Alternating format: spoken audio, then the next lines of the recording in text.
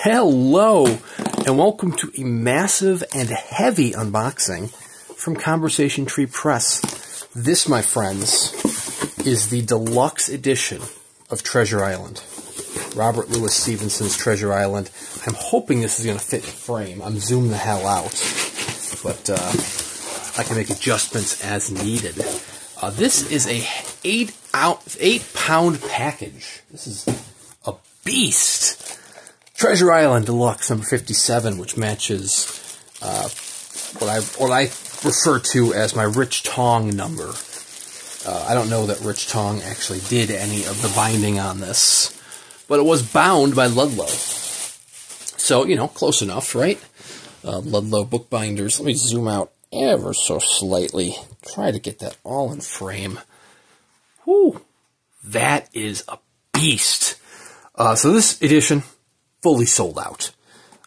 Very, very nice. Beautiful cloth slipcase, nice little swaddle lined, and of course you see there is a die cut there, so that way the black spot shines through, and there is the beauty. Holy crap. This is quarter bound in leather, the finest goatskin leather, with heavy, was it 10mm oak boards? Look at those. That is incredible. With the black spot, much like the one given to Billy Bones at the start of the novel, inlaid right in the boards there. The boards are beaten and burned and charred, just to better reflect the boards one might find on the Hispaniola, the ship that brings young Jim Hawkins and crew to the island. Right on the spine there, we have RLS for Robert Louis Stevenson, Marc Castelli, Treasure Island. Wow. Beautiful gilded page edges on the top. Let's dive in. Whoa. This right here, this beautiful wavy end paper, is actually the same paper that was used on the boards of the standard edition. So I don't have the standard edition, I just have the deluxe. Couldn't afford swinging for both of the editions. But the standard edition, there's nothing standard about it. It is very much a deluxe edition in its own right. Deluxe going even above and beyond. I am continuously blown away by Conversation Tree. Man, Tony is just kicking ass left and right.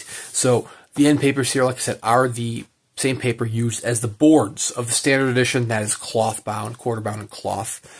This is a much larger trim size than one would normally expect. I don't know where I'm going to house this, because it's a heavy beast in addition to being a tall beast. Is there anything on the other side of this paper? There's not. Treasure Island. I will say there's something exceptionally underwhelming about just Treasure Island with all of this space. Oh, I don't know why I find that so funny, but I do. A lot of this novel, I mean, first of all, this novel is letterpress printed by Nomad Letterpress, the same printing press, or same guys who did the printing for the previous Conversation Tree titles. Have they done all of the titles? For some reason, I'm thinking like Flowers from Algernon may have been somebody else. But I'm pretty sure Nomad definitely did Peter Pan and Fawn. They may have done Flowers for Algernon as well, but I did not double check that. So anyways, this Treasure Island, originally titled The Sea Cook, A Story for Boys, illustrated by nautical artiste, I will even say, Marc Castelli. The man is a legend. Introduced by Dr. Carolyn A. Howitt. If you're thinking, who the hell is Dr. Carolyn A. Howitt? She is one of the living, breathing experts on Robert Louis Stevenson. Her doctorate, her thesis, her dissertation was on Stevenson, so she knows her stuff. Wow, this is going to be beautiful. The larger trim size is in part due to, one, being able to print the artwork in as close to the original size and format as Castelli had originally done. Two, because it is printed in 2 columns. I love that. That is incredible. Gives an old volume feel to it. This is something not done often these days. I mean, most recently, in terms of small press releases, I'm trying to think of who recently did any 2-column ones. I know Subterranean Press did for Lovecraft Country and The Destroyer of Worlds, presumably The Destroyer of Worlds. If for some reason they decide not to do that for Destroyer of Worlds, then that is a complete missed opportunity. Probably shouldn't be showing you the entire introduction, but alas, there we are. Here is beautiful, beautiful map of Skeleton Island. One of my regrets is that this was interesting release for Conversation Tree in that it was done through a Kickstarter. The print run was determined from the run of the Kickstarter, and one of the add-ons for the Kickstarter was a letterpress printed broadside. I believe there were 2 of them, one featuring Skeleton Island. I don't remember what the second one featured. Wow. That artwork is top-notch. The amount, it has to be a pain in the ass to do letterpress printed artwork. I mean, but wow, it is exceptional. Even the drop caps. Look at the drop caps. Hot damn. Man, Castelli is going out above and beyond. I love that. I am an easy man to please. I especially love when artwork is ingrained in line with the text itself. I'm always a sucker for that.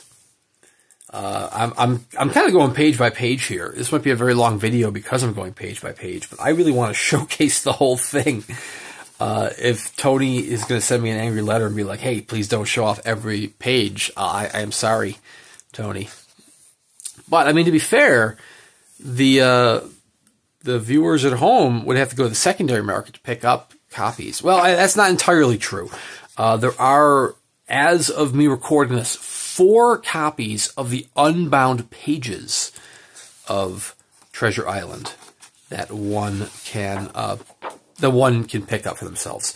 JF there, you will see the initials. That is why you have RLS and MC instead of the full names of Stevenson and Castelli on the spine.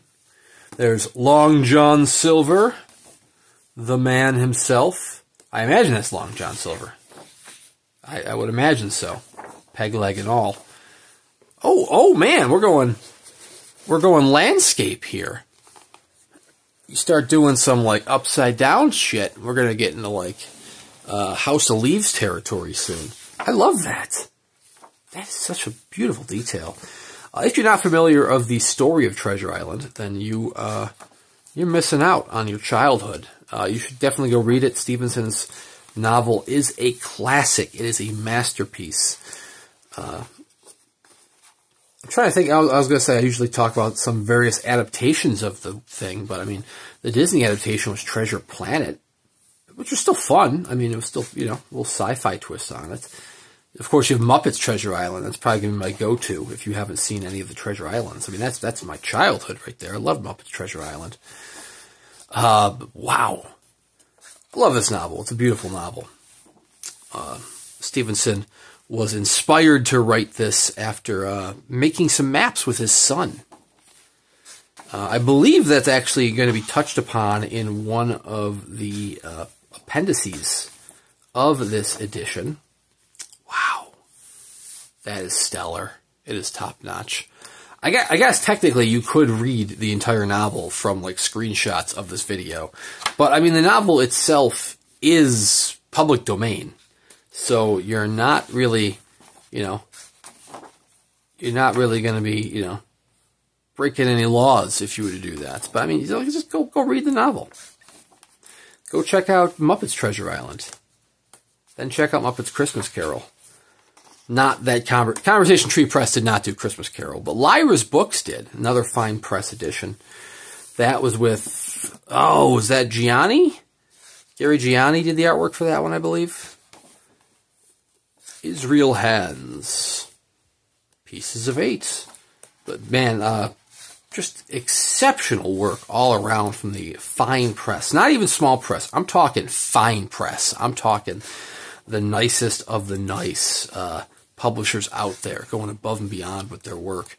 I mean, a few years back, Suntop, really strolled onto the scene, and they kind of raised the bar for small presses by having artist editions, which are some of the finest small press work out there, and then having numbered editions that border on and actually go into the territory of fine press. I mean, there are some superb fine press. I would say almost all, if not all, of Suntop's numbered editions and beyond are fine press. But let me tell you, Conversation Tree has really upped the ante, mostly by saying, you know what, why don't we, their standard editions are like at the quality of Suntop, not all Suntop number editions. That's a hard comparison to say, because Suntop number editions vary. I mean, there are some Suntop numbered editions which are, I'm not going to say on the low end, because none of the Suntops are on the low end, but there are some that are above and beyond, like handmade materials, like Numbered Exorcist, Blood Meridian, and so on. But then there are other ones which are still very nice numbered editions, but they aren't necessarily those fine press editions. I'm thinking more of like Guests by Keelan Patrick Burke. I'm trying to picture the numbered edition for Kin. I would say that's probably one of the, not lower end Suntop, because that's, an oxymoron.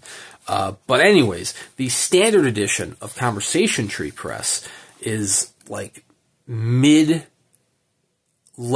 Suntop number edition, which mid-level is still very high. And then you get up to the Deluxe Conversation Tree Press, which is going to the upper echelons of Suntop. This right here, holy crap, he is raising the bar yet again. So where we are now, we are in the appendix. We are looking at the appendices, which features 3 essays by Stevenson.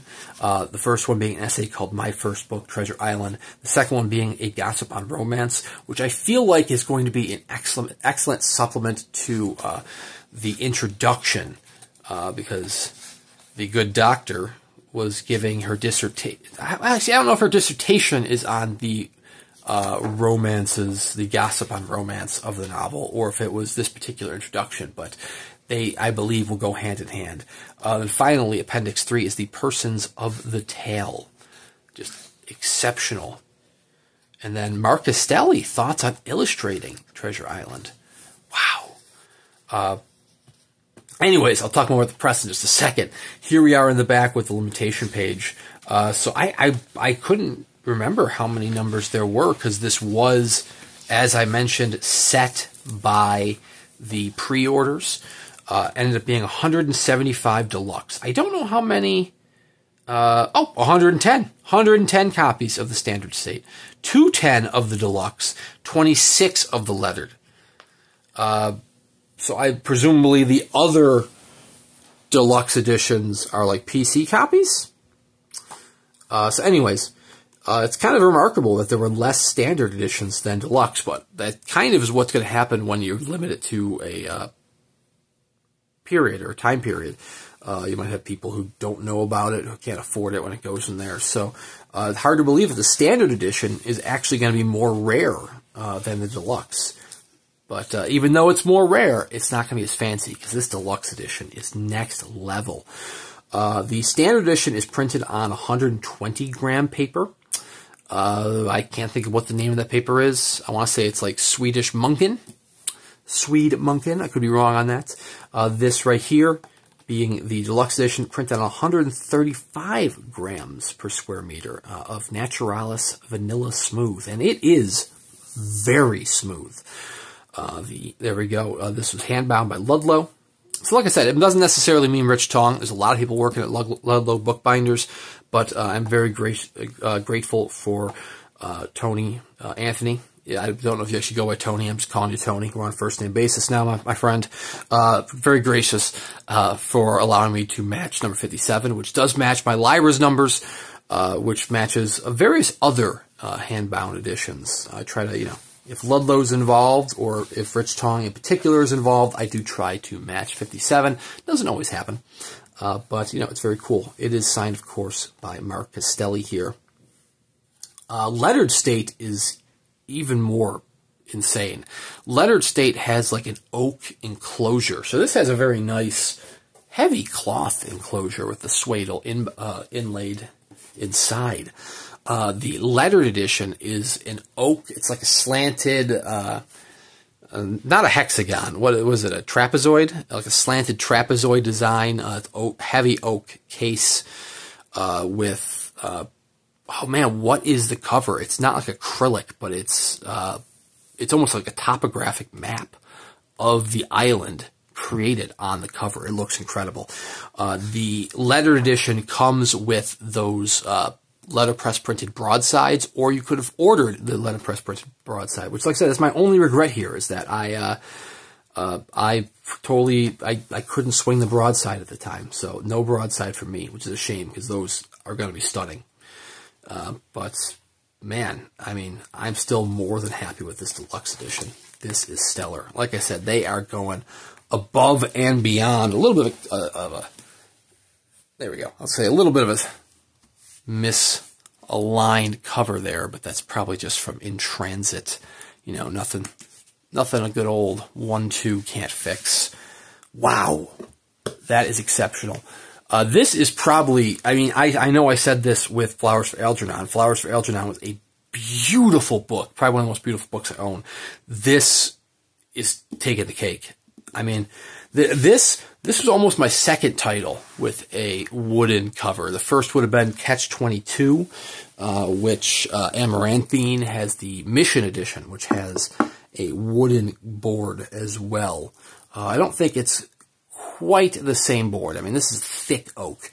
I feel like from the pictures I saw of Amaranthines, I feel like it's a thinner board with a little piece of wood on top of it. I can't be certain, though. I don't have it in hand. I had one ordered through Dark Regions Press, and then Chris Moray took my money and ran for the hills. So, yeah, Chris, you suck. So I had actually 2 copies of Catch-22 ordered through them. One was the Essential Edition, one was the Mission Edition. So now I haven't been able to get my money back, and I'm out both editions of Catch-22, which is a bummer. So this is my only edition with wooden boards, but what an edition to own. This thing is stunning. Absolutely stunning. And Conversation Tree just continues to impress and impress. They have Foundation on the way. They have Kindred has not gone on sale yet. What is the other? Tigana.